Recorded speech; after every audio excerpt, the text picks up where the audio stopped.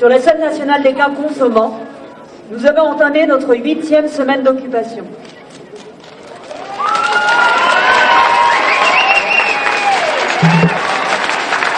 Ici, et comme dans une centaine d'autres lieux en France, nous occupons jour et nuit. Nous multiplions les actions, nous convergeons dans les luttes et nous portons nos revendications. Et pourtant, le gouvernement ne nous propose que des miettes. Le ministre de la Culture a annoncé la réouverture des lieux culturels au 19 mai. Les lieux se préparent donc à rouvrir dans des conditions sanitaires assez floues, avec une reprise de l'activité très partielle et dans un contexte social catastrophique. Le 11 mai, le Conseil national des professions du spectacle, présidé par la ministre de la Culture et la ministre du Travail, a annoncé des mesurettes pour le secteur de la culture, notamment avec, par exemple, la prolongation de 4 mois du dispositif de l'année blanche au lieu des 1 an exigés, des mesures partielles d'accompagnement pour ceux et celles qui n'auraient pas leurs heures, un accès au congé maternité et maladie pour les intermittents alors que nous le réclamons pour tous les précaires dans l'activité discontinue, un plan pour l'emploi ridicule étant donné la situation catastrophique du secteur. Ces annonces sont bien évidemment insuffisantes et indécentes pour le secteur culturel et ne concernent en aucun cas les travailleurs et travailleuses des autres secteurs de l'ensemble et l'ensemble des précaires. Mais que les chômeurs du régime général se rassurent, la ministre du Travail l'a dit.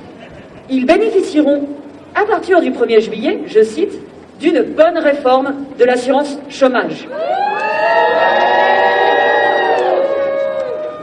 Réforme qui plongera dans la misère 1,5 million de personnes supplémentaires du fait que l'augmentation drastique de la période de cotisation, la diminution de 30% des indemnités et la diminution de la période d'indemnisation.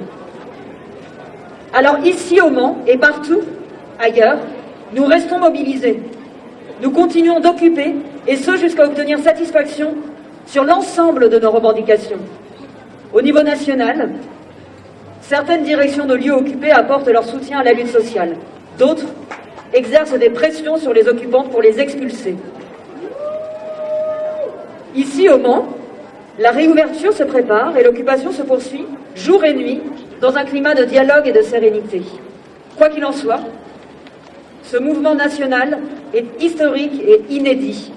Il est solide et animé par une force collective puissante d'occupants et occupantes qui restent déterminés à aller au bout de ce combat social. Nous exigeons le retrait pur et simple de cette réforme injuste et inacceptable de l'assurance chômage. Nous réclamons la garantie des droits sociaux pour toutes et tous et un véritable plan de reprise. Nous voulons la justice, pas la charité. Nous refusons la résignation, l'endormissement et l'injustice. Nous arracherons nos lendemains qui chantent, mais la révolte doit gronder aujourd'hui, ici, ailleurs et partout.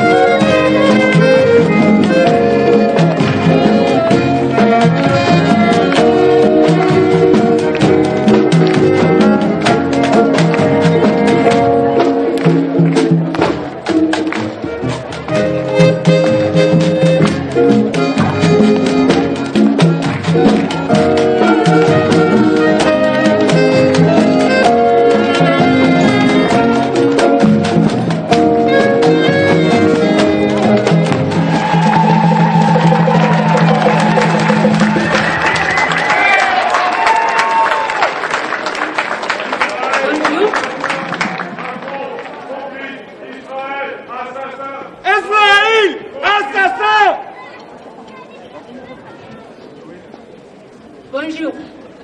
Avant de venir ici, j'ai vu une vidéo d'une fille de Gaza chantant Bourleit. C'est la fête après Ramadan. Malheureusement, avant de terminer sa chanson, un missile a frappé les bâtiments. Dans le même temps, certains baillis ont interdit les manifestations pour les droits des Palestiniens. Nous, le peuple palestinien, cherchons à nos libertés de l'injuste de l'occupation israélienne. Mais le prix de notre liberté est que beaucoup d'entre nous mourir. C'est injuste. Israël n'existait pas avant 1948. Et maintenant, les premiers habitants du Bayet, les Palestiniens, payaient les prix de cette occupation. Demain, c'est le 73 anniversaire de la Nakba. Nous vivons tous les jours la même chose. Nettoyage ethnique et plus de 6 points de contrôle militaire. Plus de 400 colonies israéliennes sur la terre de Cisjordanie. Des centaines de Palestiniens à l'intérieur de prisons israéliennes, dont 240 enfants, 73 femmes. Le monde dit encore le conflit israélo-palestinien. Ce qui se passe à Palestine n'est pas un conflit. C'est une colonisation qui continue de s'étendre. À 7 jours, 119 personnes ont été tuées par les bombardements israéliens sur Gaza. 31 enfants, 19 femmes et plus de 813 blessés. Les causes du Palestinien est une cause humanitaire, de justice et de droits de l'homme, pas moins importante que l'autre cause de le monde. Israël doit arrêter ses attaques. Les Palestiniens doivent être libres de l'occupation israélienne. La liberté pour Palestine. Soit le quartier Sheikh Jarrah, soit Gaza. Vive Palestine, vive Palestine.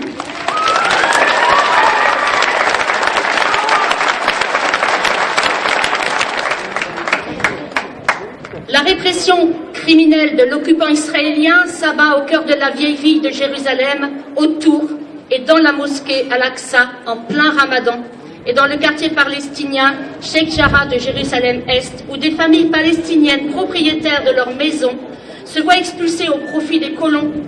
Et enfin, depuis lundi sur Gaza, avec des bombardements intensifs et meurtriers, causant plus d'une centaine de morts, dont plus de 30 enfants de moins de 10 ans. Cette situation est à replacer dans le contexte de 73 années d'occupation israélienne, avec un peuple palestinien privé d'une grande partie de ses terres, avec 54 camps de réfugiés dans leur propre pays qui vivent des conditions de vie indignes. Les Palestiniens sont privés du droit de circuler librement, privés de se soigner, de se loger dignement. Ils vivent sous la domination brutale de l'occupant israélien. L'ONU alerte, l'UNICEF alerte, Amnesty International alerte, de nombreuses ONG, dont quelques-unes israéliennes, alertent. Les syndicats, nos syndicats français alertent aussi. Nous demandons à notre président de la République de condamner ces crimes de guerre commis sur des populations civiles et vulnérables. Nous lui demandons également d'agir afin que ces violences meurtrières cessent, que justice se fasse au tribunal international de la Haye, qu'un temps de négociation réel, avec une place égale des représentants palestiniens et israéliens, s'organise sous l'égide de l'ONU afin de trouver une paix entre les deux peuples, avec les mêmes accès aux droits élémentaires pour les Palestiniens et les Israéliens, que les colons se retirent des régions palestiniennes, que le peuple palestinien s'autodétermine et qu'enfin une paix durable s'exerce. Palestine, vive God! Palestine, vive God! Palestine!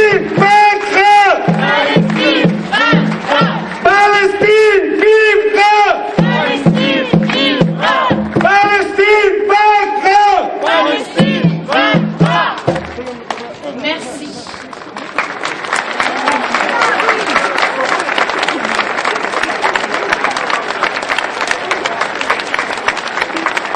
Le syntagme intermittent du spectacle désigne une catégorie administrative socialement hétérogène. Ce sont des hommes et des femmes, des ouvriers, des employés, des techniciens, des ingénieurs, des artistes.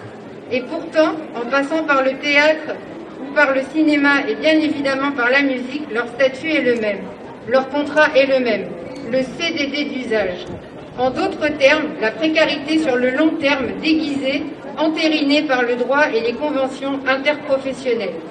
À cela s'est ajoutée la décision du président Macron, dans le cadre de la crise sanitaire, de stopper toute activité culturelle puisque les politiques d'austérité menées depuis 30 ans ont rendu exsangue l'hôpital public.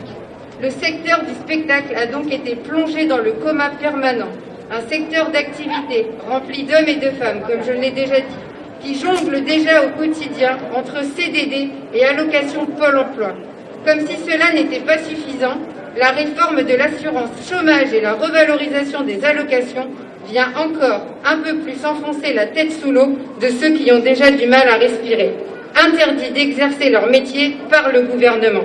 Nous devons aujourd'hui lutter tous ensemble pour abroger cette réforme plus que scandaleuse qui ne fera qu'accroître la précarité.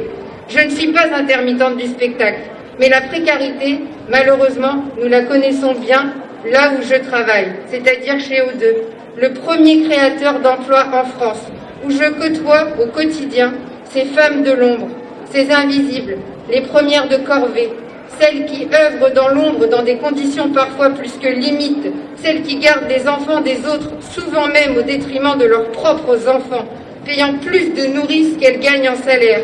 Elles sont sur la route toute la journée, allant de client en client, payées 0,30 centimes du kilomètre et seulement à partir du 21e, excluant bien évidemment les trajets domicile-prestation ou prestation-domicile. Mais comme je l'ai entendu, elles ne peuvent pas se plaindre car elles ont la chance d'avoir un CDI, ce fameux petit bout de papier qui ne veut plus rien dire de nos jours. Alors oui, aujourd'hui je me joins à vous, les intermittents du spectacle, mes camarades, car la précarité est un fléau dans le monde du travail, fléau que nous devons combattre tous ensemble. Ensemble, nous sommes plus forts. Nous nous battons pour des conditions de travail dignes et décentes, quel que soit le secteur d'activité, des conditions saines et pérennes. Ces conditions se gagnent via les syndicats au quotidien, jour après jour, sur vos lieux de travail, en luttant tous ensemble, main dans la main. Tant que la précarité sera présente, nous le serons aussi, mes camarades, que ce soit pour les intermittents du spectacle, les invisibles, les premières de corvée. Restons soudés, unis et ne lâchons jamais prise. Dans le spectacle, comme partout ailleurs, gagnons de meilleures conditions de travail, de meilleurs salaires, une véritable sécurité sociale professionnelle et d'autres choix de société afin que la culture ne soit plus jamais sacrifiée sur l'autel des politiques d'austérité. Fini la prise d'otage.